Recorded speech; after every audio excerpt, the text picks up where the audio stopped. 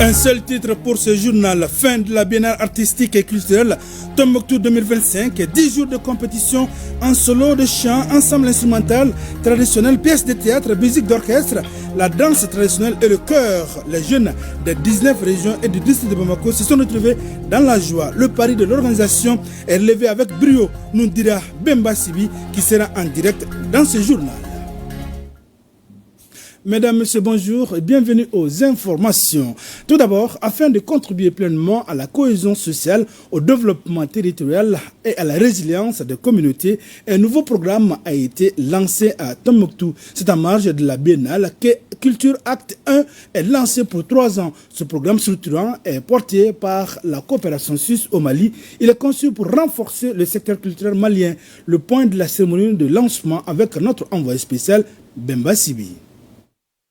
Culture Acte, un programme, 3 objectifs, l'appui aux acteurs culturels, l'amélioration de la gouvernance dans les secteurs et la promotion de la paix, de la cohésion sociale et du vivre ensemble. Ce programme de 3 ans, porté par la coopération suisse au Mali, intervient à Bamako, Sikasso, Mopti et Tombouctou. Ici, la culture est l'âme de notre résistance. Elle est cette force invisible qui unit les cœurs, apaise les esprits et ouvre des perspectives d'avenir radieuses pour notre jeunesse et nos territoires. À travers le programme Culture Acte, la coopération suisse apporte un appui technique et financier pour renforcer la gouvernance culturelle territoriale, soutenir la création artistique et la professionnalisation des acteurs, promouvoir la participation citoyenne et l'inclusion, notamment celle des femmes et des jeunes. Culture Acte inscrit également ses actions dans une approche inclusive avec la mobilisation des acteurs institutionnels et les autorités régionales et locales. Une synergie institutionnelle pour faire de la culture un moteur de développement. Nous vivons une époque où notre pays fait face à des défis multidimensionnels. Dans ce contexte, la culture est une nécessité absolue. Elle est le ciment de la cohésion sociale, l'outil par excellence du dialogue intercommunal et le moteur de la résilience qui caractérise le peuple malien, connu par vraiment sa solidarité et sa résilience.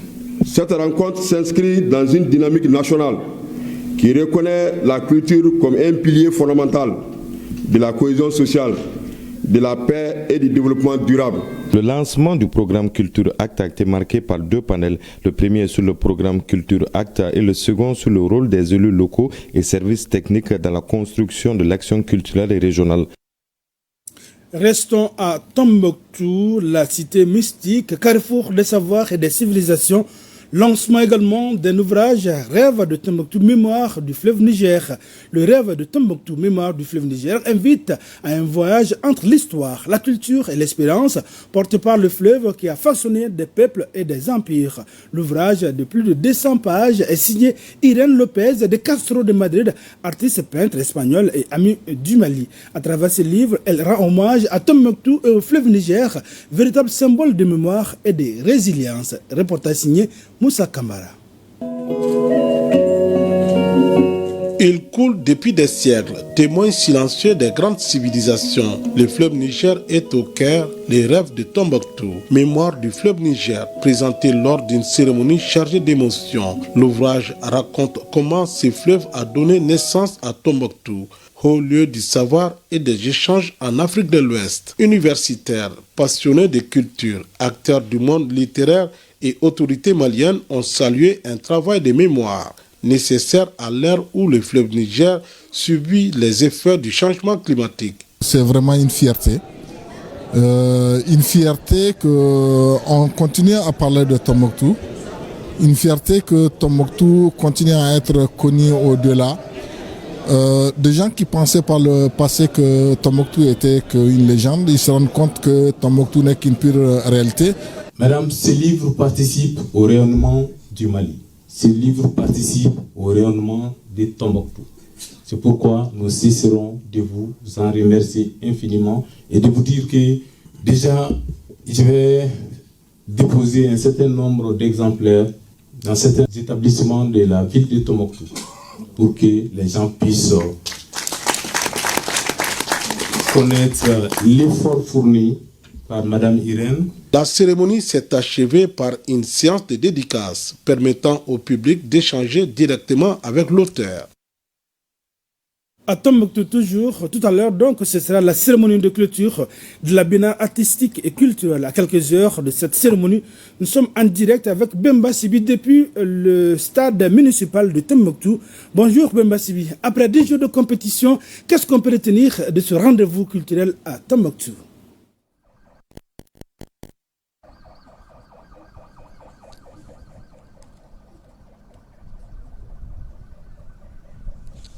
Alors, bonjour Abdul Karim Kaba, bonjour à tous les téléspectateurs. Tombouctou est prête pour la cérémonie de clôture de la biennale, ici même au stade municipal Baba Al-Kaïrou, un événement qui sera présidé tout à l'heure par le général de division Abdoulaye Maïga, Premier ministre, ministre de l'administration territoriale et de la décentralisation, qui est attendu dans quelques instants. La ville, il faut le dire, a vibré pendant 10 jours au rythme des compétitions. Les 19 troupes et le district de Bamako ont montré tout leur savoir aux membres du jury. Elles ont surtout montré une grande créativité et la cérémonie de clôture sera marqué par la proclamation des résultats de cette compétition. Les membres du jury vont reconnaître certes certaines troupes, mais au terme de cette biennale, c'est le Mali qui aura gagné, c'est la région de Tombouctou qui aura gagné pour avoir relevé le défi de l'organisation et montré aux yeux du monde que malgré l'insécurité résiduelle qui prévaut, si je peux m'exprimer ainsi, il est possible d'organiser de grands événements au Mali comme la biennale. D'ailleurs, Abdul Karim Kaba, cette biennale a été marquée par la visite de dizaines de touristes ici à Tombouctou, ce qui augure de belles perspectives pour la ville, une ville historique et touristique de tout temps. Les téléspectateurs vont pouvoir suivre en direct et en intégralité cet événement grâce à l'ORTM et la SMTD qui ont déployé une grosse équipe. Voilà un peu, Abdul Karim Kaba, la situation avant justement le début de cette cérémonie de clôture. Merci bien Bemba Sibi. Et bien tout à l'heure pour la cérémonie de clôture de la biennale artistique et culturelle, à suivre donc cette cérémonie sur nos antennes.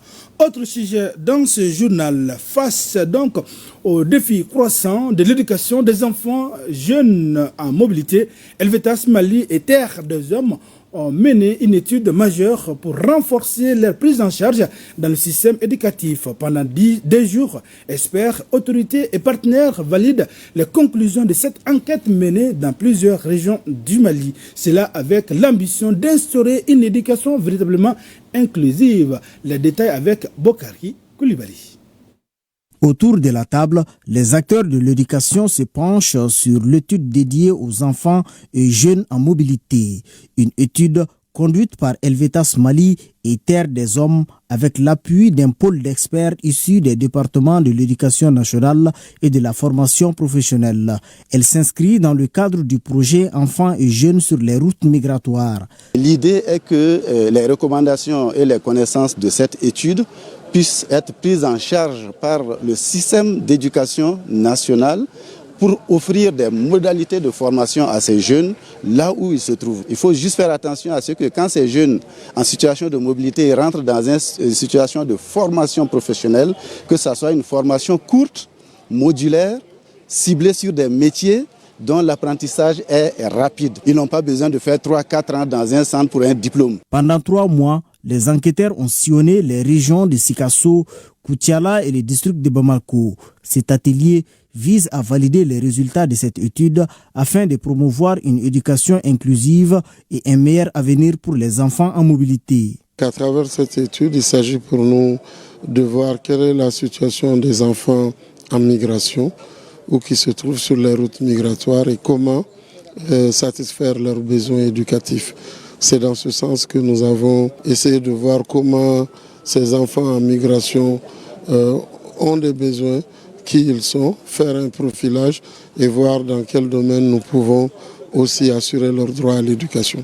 Au nom du ministre de l'Éducation nationale, nous invitons les participants à plus d'assiduité, à plus de vigilance, pour qu'à l'issue de 2 jours, les travaux puissent porter sur la validation du document qui a été produit par des experts. Ce présent atelier, prévu sur 2 jours, devrait aboutir à des recommandations fortes pour une meilleure prise en compte des enfants et jeunes en mobilité dans le système éducatif malien.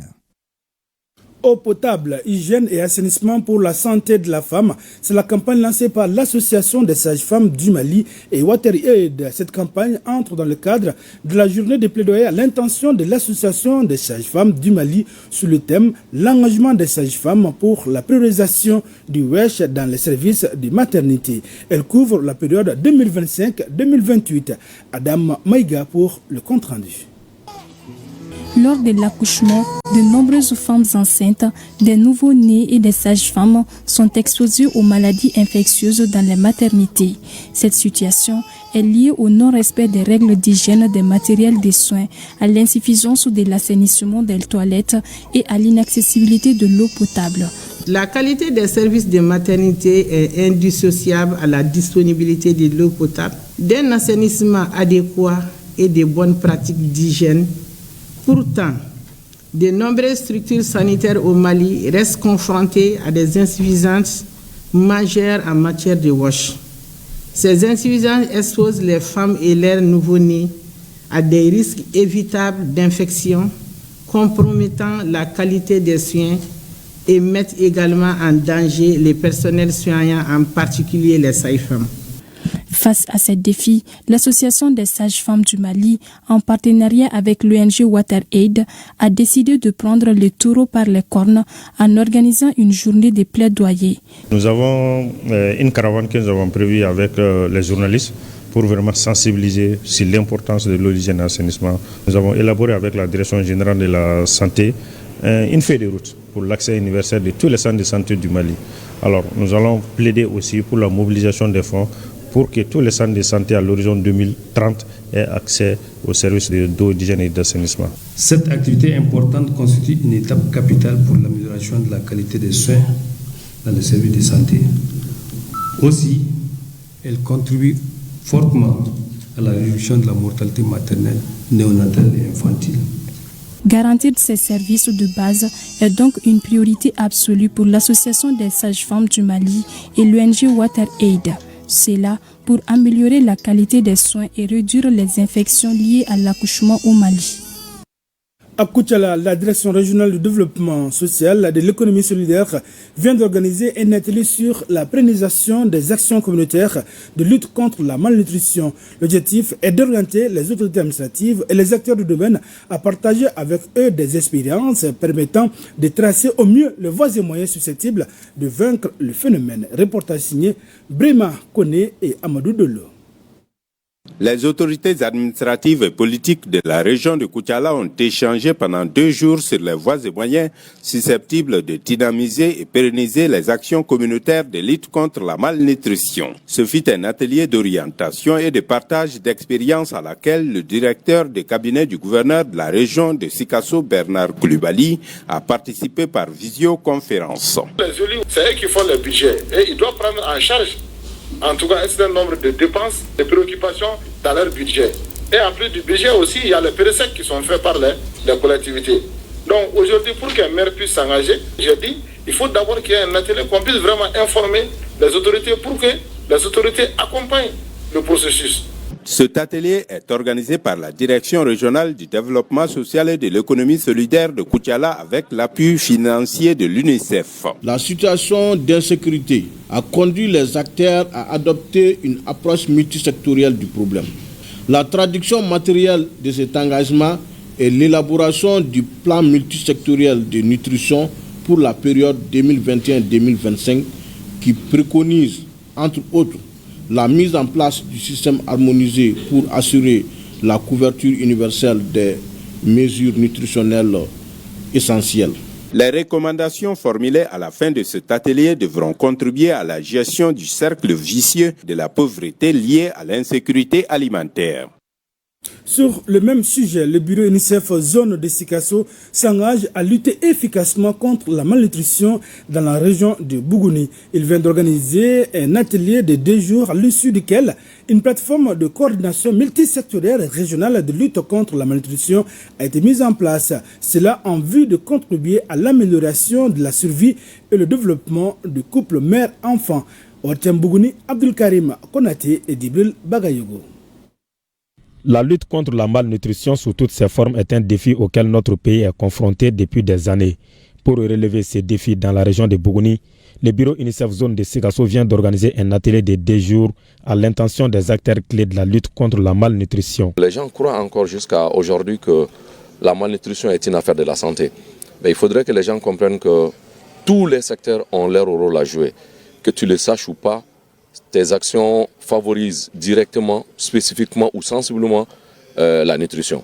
Donc à cet effet, il va falloir amener tous les acteurs autour de la table pour que chacun puisse prendre des actions concrètes afin de lutter contre la malnutrition dans notre région. Les travaux de ces 2 jours d'atelier permettront aux participants venus des 10 cercles de la région de mettre en place une plateforme de coordination multisectorielle et régionale de lutte contre la malnutrition en vue de contribuer à l'amélioration de la survie et le développement du couple mère-enfant. Le problème de malnutrition est un problème multidimensionnel qui exige l'implication de tous les acteurs. Les expériences ont montré chaque fois que l'inclusivité a été respectée, le problème a été facilement résolu et les taux ont été réduits en baisse. Rappelons que la mise en place de la plateforme régionale devra permettre à coup sûr de bien coordonner les actions contributives de tous les secteurs en matière de lutte contre la malnutrition et renforcer la synergie d'action en faveur de la nutrition des enfants. Pour renforcer la coordination et l'efficacité de la mise en œuvre de la politique nationale de protection sociale dans la région de Badiangara, une session a été initiée. La session des commissions de travail du Conseil régional d'orientation stratégique de la protection sociale était présidée par le conseiller en charge de la sécurité au gouvernorat. Reportage signé Agibou Koulibaly.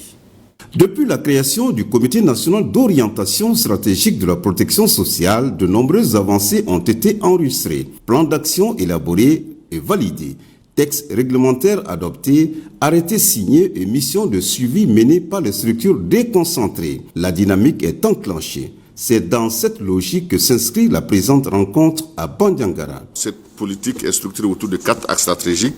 D'abord, l'extension des champs d'application de la sécurité sociale, le contributif, le développement de l'aide sociale et de l'action sociale, le développement de la mutualité et autres organisations basées sur la solidarité, et enfin le développement institutionnel et le renforcement du mécanisme de coordination de la protection sociale. Un tel dispositif intersectoriel et multi-acteurs nécessite un mécanisme de coordination robuste et surtout dynamique à tous les niveaux afin de mieux coordonner les différentes interventions. Durant 2 jours, les échanges permettront de faire le point sur la mise en œuvre des recommandations formulées en 2024, d'identifier les priorités pour l'année 2025 et de réfléchir aux moyens d'améliorer le fonctionnement des organes de coordination. L'amélioration de l'état de santé des populations en leur facilitant l'accès de l'utilisation des services de santé reste encore un défi majeur pour plusieurs pays d'Afrique. La protection sociale de façon générale est l'ensemble des mesures préconisées par l'État et des collectivités. Au terme de la rencontre, les participants seront repartis mieux outillés et engagés autour d'une vision commune, renforcer la coordination des actions de protection sociale pour des résultats plus visibles et durables dans la région. Le groupe scolaire de Fougadougou dans la commune rurale de Tienfala présente aujourd'hui un nouveau visage.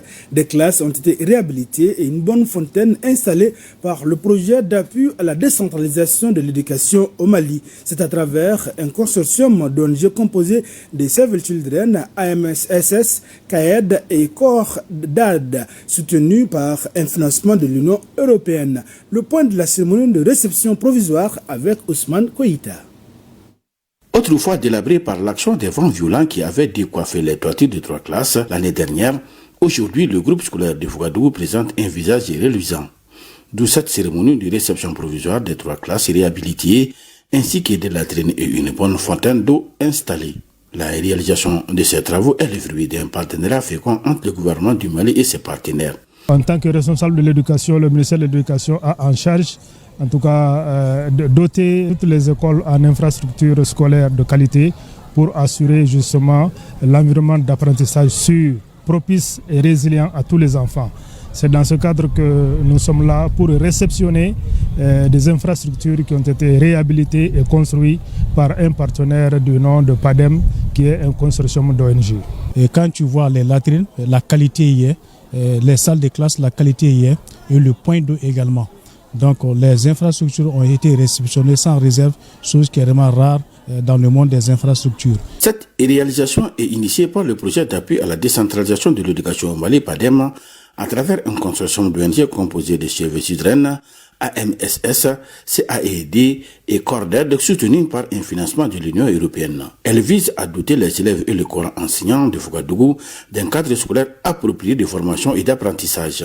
Nous sommes aujourd'hui fiers de constater que cette requête a trouvé une réponse favorable, traduite en actes concrets au bénéfice direct des enfants, des enseignants et de toute la communauté de Kimfala.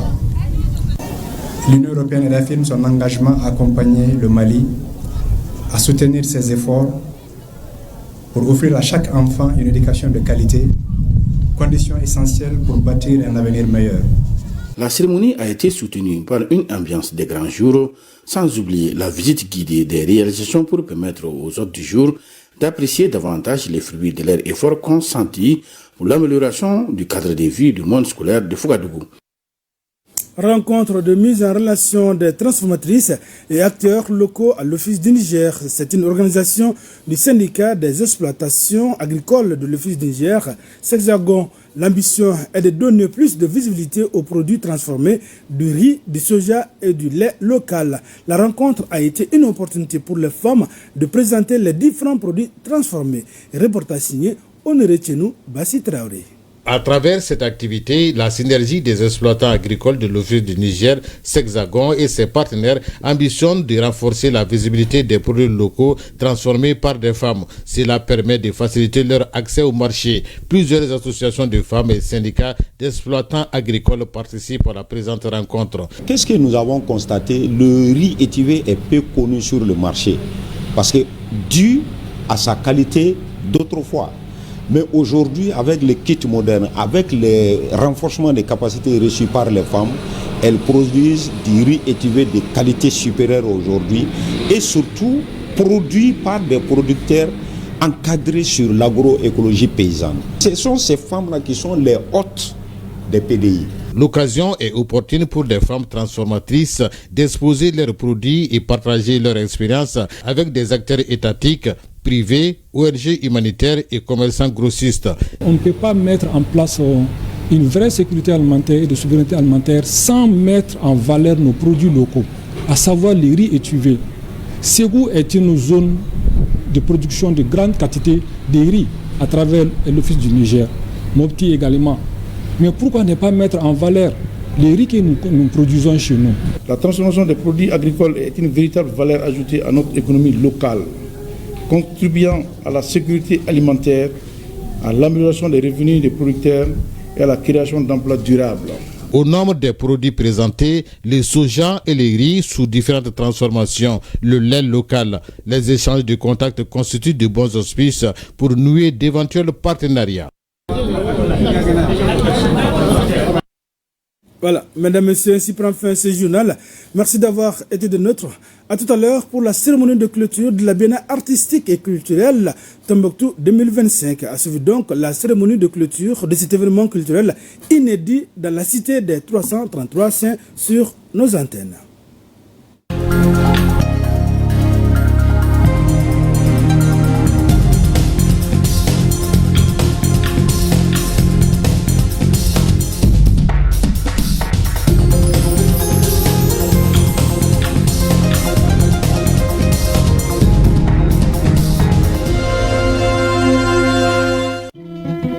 Thank you.